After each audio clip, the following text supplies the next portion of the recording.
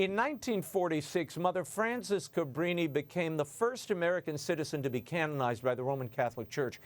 In 2024, an epic film chronicling her life and work hit theaters, and if you missed it before, you can catch it now right here on EWTN. Here to tell us about the movie and the tie-in with the National Eucharistic Pilgrimage is the driving force behind Cabrini, Philly businessman and philanthropist Eustace Wolfington. Eustace, thanks for being here. Now, this project clearly wasn't just a business decision. What was it about the life of Mother Cabrini that made you say, I've got to commit this story to the screen? Well, when I first started learning about Mother Cabrini's life, I discovered she was not only a great saint, she was a great entrepreneur. And so my first attraction was I was going to be in business and I wanted to be successful in business. And so I thought I'd adopt her as my patron saint because of her success, not only in the field of our Lord, but also in the field of business success. She was a very good businesswoman. Yeah, I got to read more about her and how her deep spiritual life. That also affected me because she spent a lot of time when she went to a high school. It was called the Daughters of the Sacred Heart. And she would spend maybe 3 or 4 hours a day in front of the Sacred Heart, meditating and praying. And that's how she developed her devotion. And it's kind of like what I had done in my life for several years. Yeah, well, she faced extraordinary resistance, Eustace, from the Archbishop of New York to politicians, and really from a culture who saw an immigrant woman as invisible. When you were making the film, what of her tenacity surprised you the most? Well, with Mother Cabrini, honestly, Raymond, nothing really surprised me. But I think her courage to live up to her convictions and achieve the goals that she has set out to achieve and overcome any obstacle is what impressed me most. Yeah, they tried to thwart her progress and she was just, Mother Cabrini knew, I always say that Mother Cabrini knew her big picture in life was eternity. And because that was her end goal and everything she did was for eternity, then nothing got in the way of her program. She was like a train on the track, undeterred, no matter whether it was, papal opposition, bishops, it didn't matter. She kept barreling through and going back for more. EWTN screening the movie on broadcast Sunday, July 5th for those watching. And you can also stream it now through July 15th on EWTN+.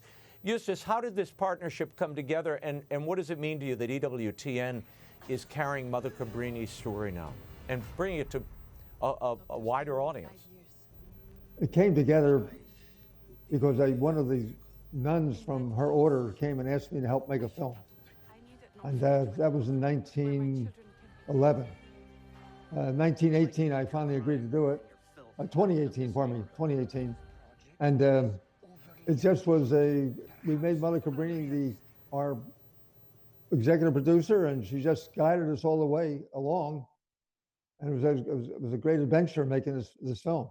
Mother Angelica, who obviously is the foundress of EWTN, Mother Cabrini was one of her favorite saints. And after reading about her life and then seeing your movie, you can realize why. I mean, she too was an entrepreneur who had things she had to accomplish for God. What does it mean to you to have EWTN and Mother's Network carrying Mother Cabrini's story and your version of it? The last time we met, you had told me that story about Mother Angelica.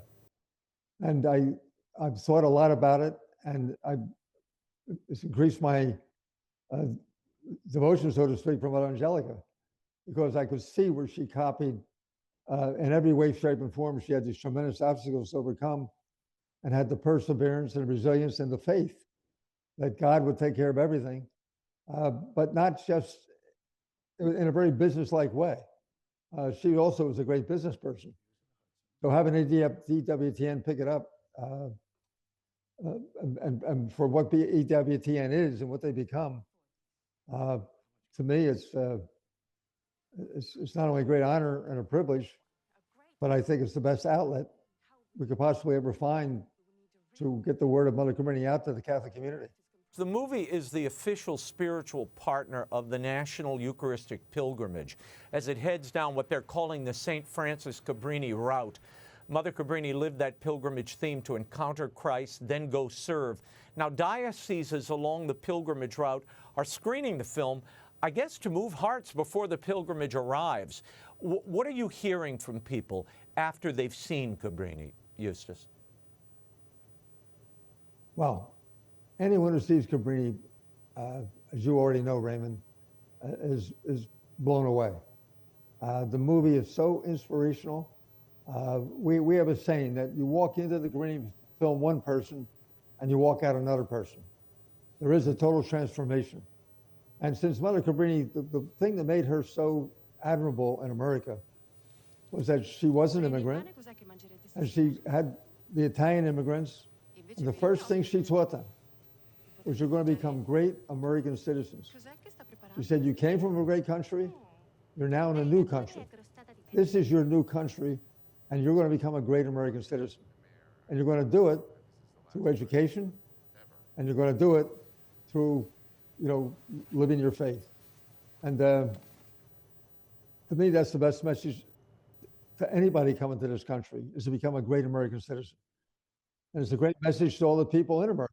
As we mark 250 years of a nation, Eustace, why is the story of this Italian immigrant nun who Pope Leo XIII sent here to serve people, why is that so quintessentially American in your mind?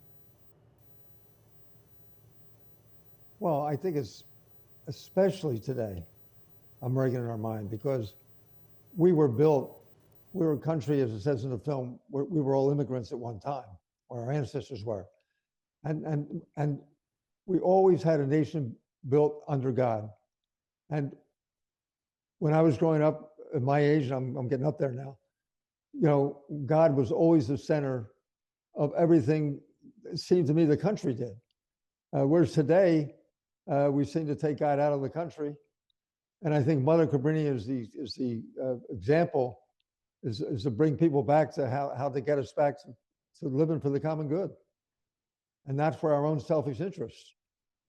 And that's my personal belief. I just believe anyone who sees this film is encouraged to go out, change their life, start living better, start being a good neighbor, looking out for the poor, looking out for the hungry, looking out for those in need. That's how they walk out of this film. I mean, it's her life. It's her life. And that's the Cabrini film. It's Mother Cabrini as a sermon. That's for sure. And you watch how she acts and how she lives, and it just touches every part of your human fiber. It's the way God wired us, and Mother Cabrini touches each wire. Eustace Wolfington, we will leave it there, and you can catch a special airing of Cabrini on EWTN Sunday, July 5th at 2 p.m. Eastern, or you can stream it free through July 15th on EWTN Plus, or go to cabrinifilm.org for more information. Eustace, thank you for being here. Thanks, Raymond.